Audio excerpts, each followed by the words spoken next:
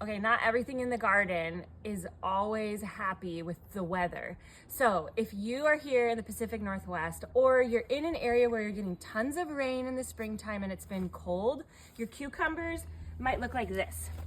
Look at how sad they are. Most of our Armenian cucumbers have died, and we're hoping that the other cucumbers are gonna make it. They still look pretty strong, but we just wanna give you a glimpse of, you don't always have control over Mother Nature, and when it's really, really wet and cold in the springtime, just wait to plant your cucumbers. It was warm a few weeks back. We didn't know it was gonna get to be such crazy weather. So I think we're gonna start a new batch. The other thing that has been going pretty slow right now because of the weather are the tomatoes.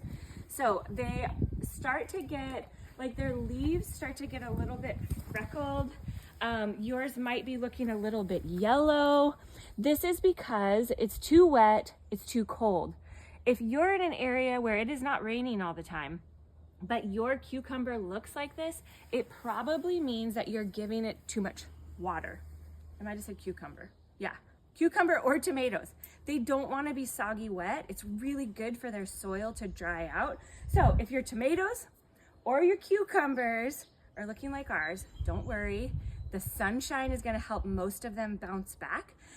But just make sure that you're not over watering yours. We really only will water them every 3 days, and each plant will get maybe 1/4 of a gallon of water, and then it gets to soak that up, and then it gets to dry out before it gets watered again. And what that does for your plant is it actually makes it stronger. If you water consistently every day, giving it tons and tons of water, the roots don't go deep and they don't get really deep and strong.